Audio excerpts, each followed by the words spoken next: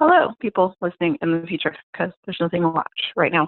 Uh, Welcome to, I don't know what call it is, in our year of expansion. And I am super excited about this week's topic as well, because we are discussing something else that we get to change the definition on or redefine for ourselves. And this week, it's all Naomi, so I'm just going to let her have it. Well, all right then. Good morning, whatever time it is you're listening to this, but good morning our time right now. We were talking about the continuation of the conversation of redefining things and expansion and all the parts and pieces. And I know many of you may not know my story well, and even those of you who do may not know this, but I am going to be going in for a procedure to have something cut off of my face. We will be doing a pathology report to find out exactly what it is, but we do believe it's a form of cancer. And so as I'm looking at that and being with that, feeling into that, I'm relieved, I'm excited, I'm a little nervous, all of the things. And as I was thinking about how that pertains to expansion, how that pertains to really living a juicy life and creating decadence in our lives, like, how do I do that in the midst of? So that it's not life's either really, really super awesome, or I'm dealing with something crappy or something hard or something frustrating or something, whatever it is. Because that could be an argument with somebody at work. It doesn't have to be some kind of health-related thing. But how do I do both? How does it become an and conversation or an in the midst of? And as Lila and I were talking about that in relation to these calls and the expansion conversation, we started talking about the fact that we've been on this path of redefining things for ourselves. How do we define relationship? How do we define judgment? How do we define whatever it is? And decadence, that whole concept over this past year, I've been working on really digging into what is my definition of decadence. Because I do believe that life can be juicy. It can be vibrant. It doesn't matter our circumstances. It doesn't matter, but you don't understand. I don't know if you've ever uttered those words. I know I have. And if not, I've thought them for sure. And so it's given me an opportunity to really look at the and side and also defining decadence and juiciness. Is it dependent on life going smoothly? If for you that's the case, I would encourage you to really sit with that a bit. And when you're having those moments, this is something that I do, and I will say I sometimes find it effective, only because sometimes I'm not willing to let it be effective, not because the tool's not effective. So hopefully you can see the difference there. Is when I'm sitting in that, and Lila is a great proponent of this, and frankly, I just think a master at it. Like, okay, what is right about this situation? Yeah. And looking at where can I find the juiciness in this? What is it that I'm unwilling to look at because I'm so focused on this piece that I define as crap? Yeah. Would you agree? Completely, wholeheartedly, cue the choir.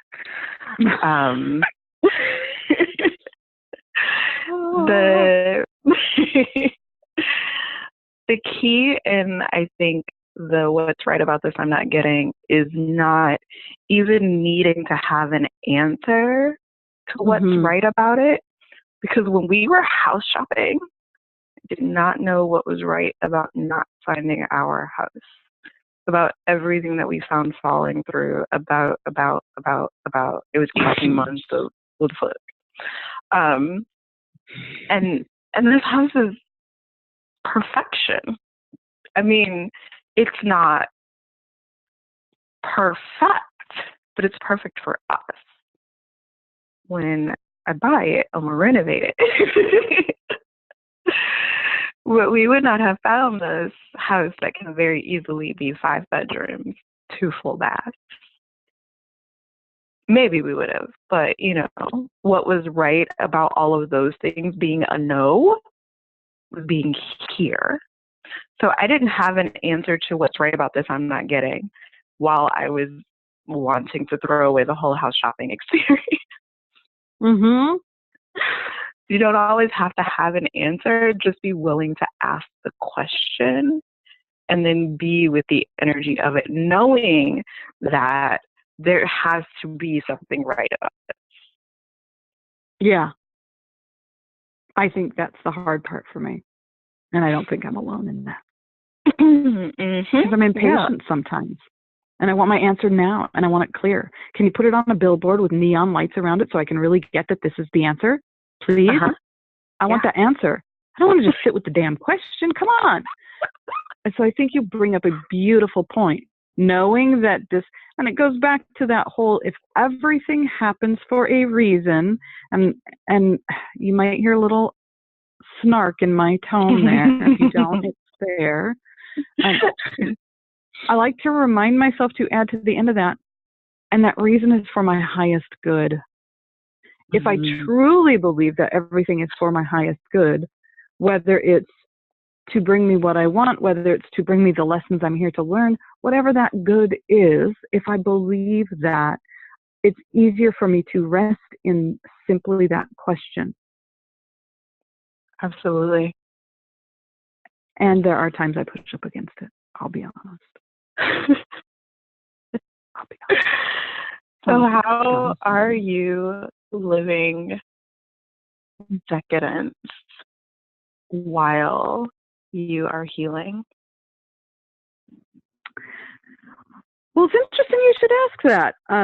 Well, since this conversation has only been in my head, about 12 hours, it's had me pause and look at where I'm seeing where I'm not, which is good because that gives me access to here's what I can change and shift and adjust. Yes. So I'm starting to look at what would living decadence through this process look like. Some of what I'm coming up with, there's the whole health thing where it's like, I can start making sure that I'm juicing every day because I don't juice as much during the winter as I do during the summer. It's just energetically, that's not what works as well for me. And so now that we're hitting spring, my body's definitely asking for more of that kind of thing. And that can be a super healthy thing. I can, and looking at, what else do I probably could really stand a liver detox, because it's spring and that's liver and all the food things I look to first, that probably makes sense given what I do. But in addition to that, I'm looking at, so what does extreme self-care need to look like through this process? What can I do to nurture not just my body, but my spirit through this? What do I need to do? Where do I need to end some of the scrambling? And I don't want to use the chaos word because it's not really chaos. I haven't been commending my calendar in the way I usually do. So I haven't been, I don't love the word control because, it's really about managing it. I've not been managing my time in a way that supports my business and my life and my health and all the things in the way I often do. So that's been a piece. It's that extreme self-care and how that relates to decadence. Because that decadence of really taking care of myself and honoring what my body's asking for, honoring what my spirit has been crying for, honoring what my crew keeps trying to thunk me over the head with that I'm working on listening to all through this process. Because I think for me, that's I could think of, even if it's, homemade avocado chocolate mousse and not some crazy sugar-laden version, but, I think decadence I think things like, chocolate mousse and the finer things in life and being wrapped up in silk and, or for me, it's more my fuzzy bathrobe than silk. But it's really looking at that decadence for me in this moment is the luxury of, but maybe luxury needs to become an everyday thing of taking care of myself, of honoring my body at the deepest level possible. Does that answer your question? Absolutely. So have we defined decadence in this conversation? Because we talked about redefining it. Right. Have we defined and redefined it? So I'm continuing to redefine it for myself, because for me, decadence has always been sort of that overindulgent, you don't need it, excessive, whatever, whether it's food or velvets or clothing or bed sheets, or usually food is what comes to mind for me when I think decadence, or behaviors, totally debauchery. And, I think Bacchus, the wine and the food just flowing and the sex and the everything, the over the topness. Hedonism and decadence played together in my head. Very true. So that's always been sort of my definition in the past. And this past year, I've been really working with redefining it. And for me, it's been an ongoing process, recognizing that even those things that are the velvets and the chocolate mousses or the pot de creme, if we really want to get fancy with some things, those kinds of things as being decadent. But maybe decadent is digging my toes in the sand on a Tuesday morning. Maybe that's decadent. Maybe not setting my alarm on a Saturday is decadent. Mm-hmm. Maybe listening to what my body says and following through is decadence. Mm-hmm. I think that it's a great thing to continue redefining, at least for me. Some people, yeah. And so if you're like me, if you're listening to this and you hear the word decadence, my question to you is, what comes up for you? What feelings, what thoughts?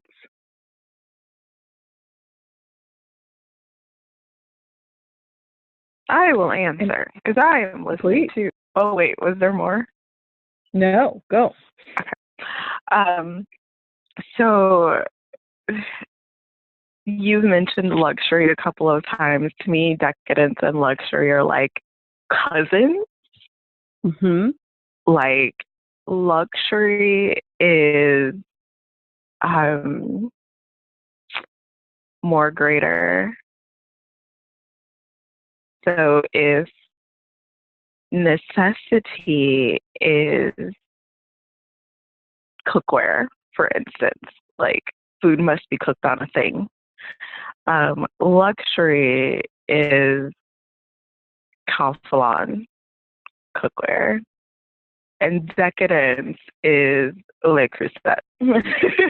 Let's just say. And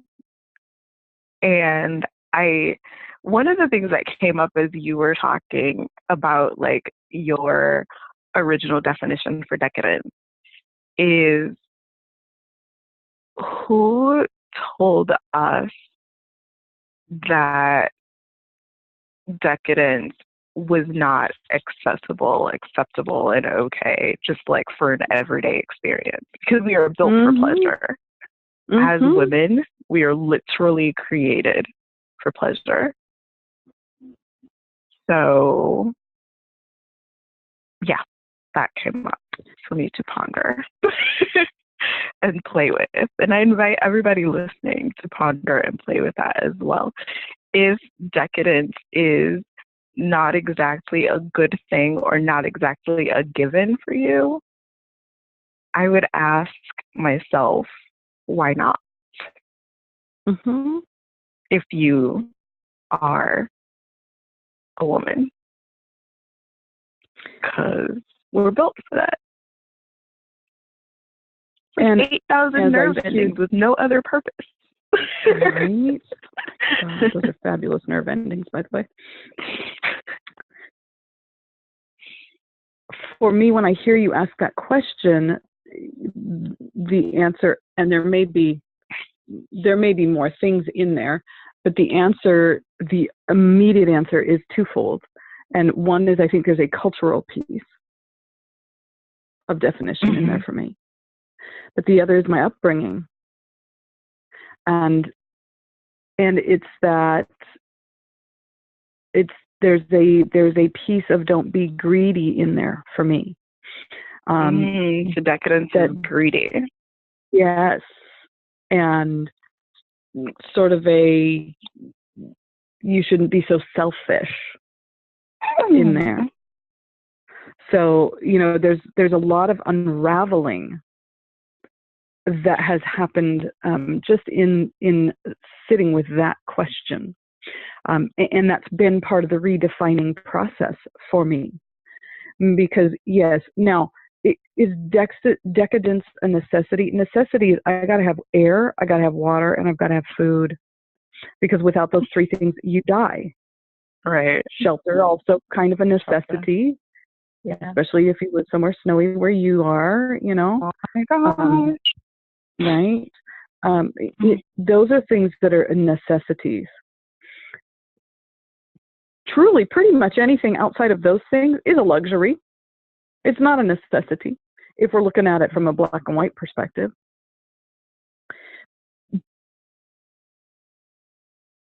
And yet, I think for many people, myself at least, when I think luxury, I think, high-priced hotel rooms and fancy cars and, really, yeah. When I think luxury, I think 5-star hotels. I think luxury cars. I think, $200, $500 pair of shoes. Give me a pair of Manolo Blahniks or something. That's when I think luxury. I love it. So it's like way over the top, not just a closet full of clothes, which technically not a necessity, right? No, definitely. And in some countries that would be a luxury. Yeah. Heck, my mom's house has these teeny tiny closets because it was built in the early 1900s. And so they had basically 2 dresses and 1 pair of shoes. You had your weekday go to school dress and you had your Sunday go to meeting dress. And that was it. They didn't need big walk-in frickin' closets and shit. And so there is a cultural component, I think. But for me, redefining decadence is that the only thing that is decadence? Or is decadence really living true to who I am and honoring and nurturing and choosing those things that light me up? Because in our society of obligation, honoring yourself by your choices, honoring what you're moved to do and be in that moment, not promoting being flaky, people. I'm promoting really honoring what your body is asking for, honoring what nurtures you, what lights you up. Maybe in a culture that requires and demands obligation to crap, maybe that is decadence. Yeah. And if so, I say yes.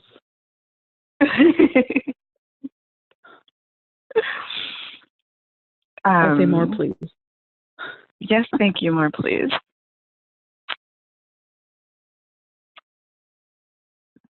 Some of the things that you were sharing before we started recording, that sort of steered you in the direction of looking at decadence, I think is really amazing. I think that oftentimes sort of spirit or the universe or however you look at it, your higher self is like trying to talk to you. They have to talk to you through other people. So you kept hearing the word decadence from other people.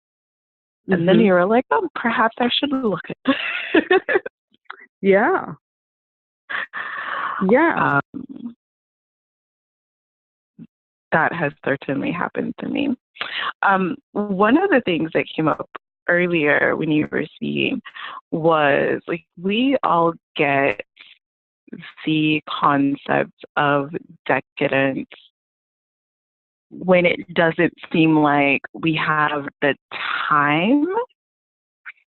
And I wanted to talk about it when it doesn't seem like we have the money. I was going to say resources, but I'm going to like really use the M word. Because we think of decadence typically think of decadence in the form of creme brulee or Manolos or Bentleys. And the thought that came to me was like decadence when you're earning below the poverty line. Like, what does that look like? And for someone who I might still earn below the poverty line, I'm not sure. But it was pizza and a movie night. Yeah. Like that was something that I couldn't buy with the food stamps. Like you got to pay cash for the pizza. And then grab a movie from the red box. And that my children were thrilled. They had a blast. It doesn't change. Like we did the same thing last night. I brought movies home from the library and I picked up a couple Little Caesars pizza and I had 2 little boys that were so happy. Right? And so it doesn't take hundreds of thousands of dollars or even hundreds of dollars to experience decadence. Like we had decadence for $10.70 last night. Right. And I think that's where the redefining piece is so beautiful, because it does give us pause to look at, well, so what is decadence? And it's like, oh my God, I hate the phrase guilty pleasure, because guilt tossed that shit right out. Let's just go with it's a pleasure. And if you're used to having to come home and prep and cook dinner, not that that's a bad thing, but for a lot of people, especially if it's a Friday night and you got a couple of kids at home and you know they're going to complain about having to eat their veggies and blah, blah, blah, blah, blah, blah, all the stuff. Yeah, it is decadent. As somebody whose reality that is, sort of, I am not cut out to work at 9 to 5. I am not made to work past 4 p.m. when I have children. I don't know if I'm made to work past 4 p.m. when I don't have children, but I'm definitely not made to work past 4 p.m. when I have children. So getting off at 5 on Fridays, then having to feed people is like, ugh. Yeah. So it does feel decadent and juicy and amazing and lovely and luxurious and fabulous to know that, yay, I don't have to prep a darn thing. Yeah. And look at the smiles on their little bitty faces when they're so excited because you're having pizza and watching a movie. Right. It doesn't have to be the 5-star hotel. And in the context of like making a Friday night after work decadent in like that particular scenario, it also feels decadent as fuck when I put a chicken in the crock pot before I leave for work. And I come home and dinner is complete-ish. Yes. Well, that's another one, since you were initially talking about money, is a whole chicken in the crock pot. Now, your family won't feed as long because you got more mouths than we do here. Oh my gosh, so many more. Right? I was going to say 100 more, but that's a slight exaggeration, folks. Slight, just slight. So you have double. Yes. You got double. And so that's... And sometimes I have a third. Yeah. So there... Obviously, a whole chicken's going to last us longer than it would you. But it's like that might feed us for 3 full days. Yeah. Yeah, a chicken in the crock pot for 2 people could be so much decadence because it could be more than one. It could be more than 3 meals. Like, right? We had chicken, and then we had chicken tacos, and then we had, I don't know what else, but several meals. We'd end up having chicken salad sandwiches. Chicken and mixed in with our eggs. Yeah, there's all sorts of things. So yeah, it doesn't have to be, and that's where the in the midst of piece of the conversation comes in for me. In the midst of a diagnosis, in the midst of losing your job, in the midst of my friend's dad just passed away, in the midst of a death, in the midst of whatever it is, a fight with your sister or your mom or your brother or your significant other or your kids or whatever, in the midst of. Yeah. What would decadence look like in this moment? What would it feel like? What could you do? And when I ask it that way, what comes up for me is it goes back to really nurturing what's at the core that I desire. That's decadence for me. Yeah. I agree. And it sometimes still takes me sitting with my redefinition and not falling back into my old view of what decadence is.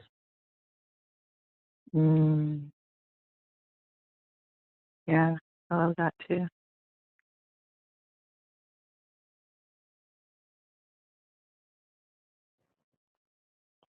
That feels like a good place to stop. Yeah. So what is decadence for you, folks? Pop it in the comments.